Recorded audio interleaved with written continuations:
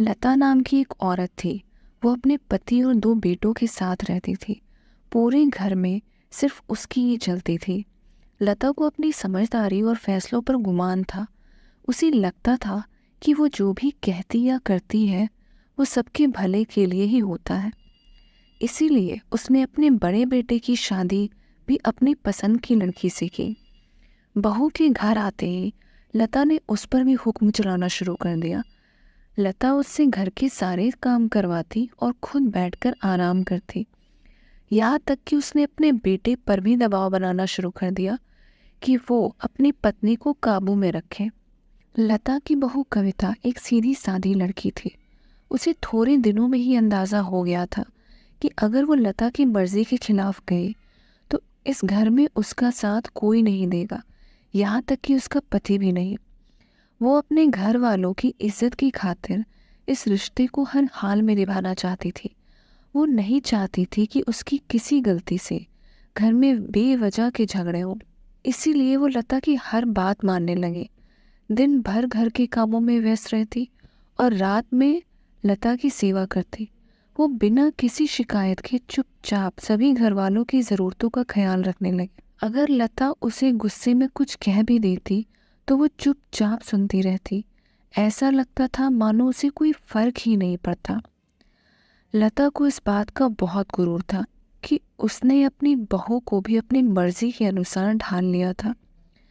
वो बहुत खुश थी कि कविता उसके हर फैसले को चुपचाप सिर झुकाकर मान लेती। पर उसकी ये खुशी महज कुछ दिनों की थी। बड़े बेटे की शादी के 4 साल बाद लता ने अपने छोटे बेटे के लिए भी रिश्ता देखना शुरू कर दिया था। जल्द ही उसने अपनी पसंद की लड़की से अपने छोटे बेटे की भी शादी करवा दी। लता ने छोटी बहू सौम्या के आते ही उस पर भी हुक्म चलाना शुरू कर दिया। वो उसे बात बात पर टोकने लगी।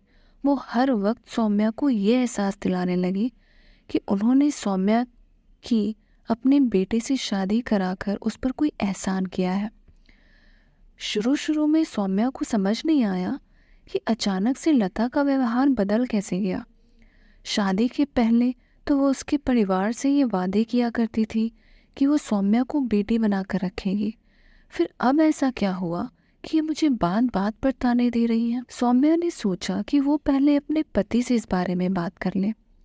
रात को जब उसने राहुल से इस बारे में बात की तो राहुल ने उसे सिर्फ इतना कहा कि मम्मी जो कहती है या करती है वो सब इस घर के भले के लिए ही है, इसलिए तुम भी चुपचाप उनकी बात मान लिया करो।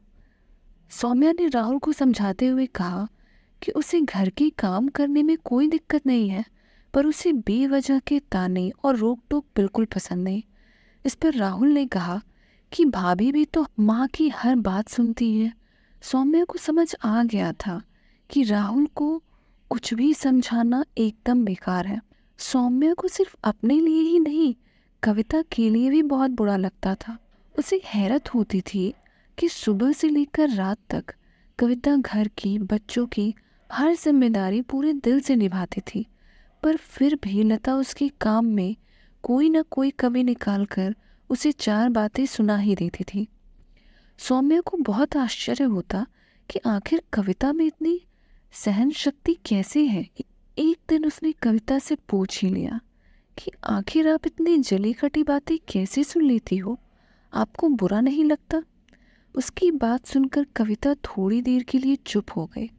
फिर उसने सौम्या की तरफ देखते हुए कहा कि मैं भी इंसान हूँ, मुझे भी बुरा लगता है, तकलीफ होती है, पर मज़े की बात यह है कि इस घर में किसी को भी इस बात से कोई फर्क नहीं पड़ता, यहाँ तक कि मेरे पति को भी नहीं।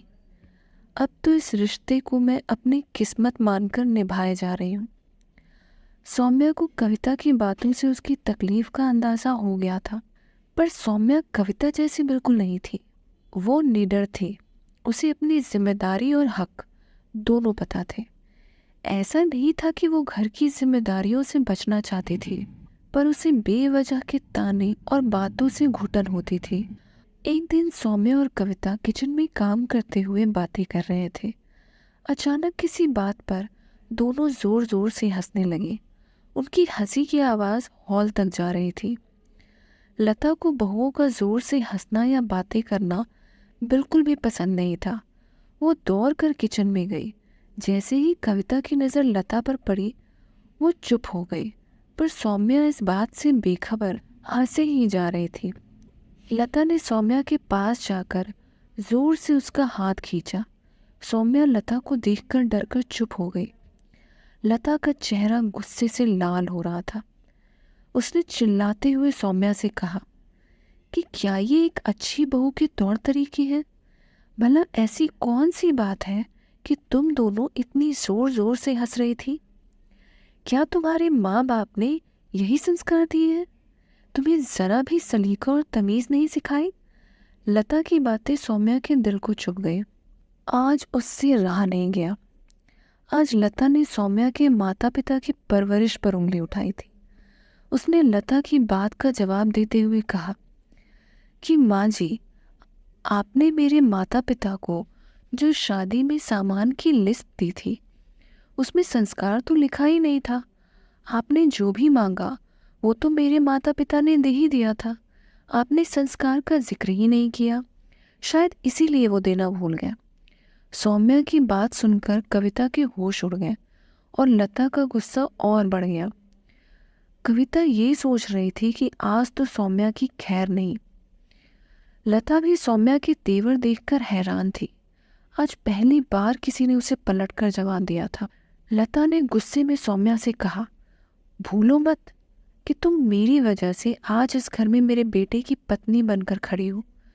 लता की बात सुनकर सौम्या ने कहा कि मैं चाह कर भी वो दिन नहीं भूल सकती जिस दिन आपने मेरे सीधे साधे माता पिता को अपनी मीठी बातों में उलझाकर उनसे मेरा रिश्ता मांगा था, ताकि पूरी उम्र आप मुझ पर हुक्म चला सकें, मुझे अपना गुलाम बना सकें। सौम्या ने चिल्लाते हुए आगे कहा कि भूलिए मत, आप मेरे घर अपने बेटे का रिश्ता लेकर आई थी, इसलिए आपने नहीं, मेरे माता पिता ने आप पर एहसान किया है अपनी बेटी देकर। आपने तो मेरी माँ से मुझे बेटी बनाकर रखने का वादा किया था, पर आप तो मुझे ढंग से बहू भी नहीं बना पाई। लता सौम्या की बातें सुनकर चौंक गई कि आज तो वो उसकी हर बात का मुंह तोड़ जवाब दे रही थी। आज पहली बार वो खुद को बेबस महसूस कर रही थी। थोड़ी देर बाद सौम्या ने लता से कहा कि माँ जी, मैं दिल से आपकी बहुत इज्जत करती हूँ, पर मुझसे आपकी ये बेवजह के ताने नहीं सुने जाते। हम बहुएं हैं तो क्या हुआ, हम भी इंसान हैं, हमें भी तकलीफ होती है। हम कोई कठपुतली नहीं कि आपकी मर्जी से हंसे या रोए। सौम्या की बातें सुनकर बड़ी बहू कविता के चेहरे पर एक हल्की सी मुस्कान आ गई। उसे ऐसा लगा जैसे किसी ने उसके दिल की बात कह दी हो। वह मन ही मन खुश हुई कि सौम्या ने मेरी तरह खुद की और अपने माता पिता की बेइज्जती नहीं सही। वही लता को सौम्या की बातों से अंदाज़ा हो गया था कि वो कविता की तरह चुपचाप सब सहन करने वालों में से नहीं है, बल्कि अपने हक के लिए आवाज़ उठाने वालों में से है। आज सौम्या की क्या बातें खा रहे हो सुनकर बेटा? लता का अभिमान खाई? चूर चूर हो गया। क्या खा रहे आज हो? जिंदगी में पहली बार घर के किसी हैं? सदस्य ने उसके खिलाफ खाई? आवाज उठाई हाँ, थी। लाओ मुझे दे दो। पहली बार किसी ने उसे करारा जवाब दिया था। नहीं। सौम्या के कहे एक एक अच्छा, शब्द फिश को दे दो। तीर फिश की कहाँ है तरह उसके बेटा? दिल को चुभ रहे थे। फिश। आज घर की छोटी बहू ने अपनी बातों से लता को उसके व्यवहार पर आईना दिखाया था। यह कहानी हमें यही सिखाती है कि दूसरों के प्रति वैसा व्यवहार कभी मत करें जैसा कि आप खुद के साथ पसंद नहीं करते। व्यवहार वह सीढ़ी है जिससे आप मन में भी उतर सकते हैं और मन से भी। रिश्तों की डोर अच्छे व्यवहार से बंधी होती है। रिश्ते एक दूसरे का ख्याल रखने के लिए होते हैं, ना कि एक दूसरे का इस्तेमाल करने के लिए। कुछ लोग अपनी अकड़ की वजह से कीमती रिश्ते खो देते हैं और कुछ लोग रिश्ते बचाते बचाते अपनी कदर खो देते हैं।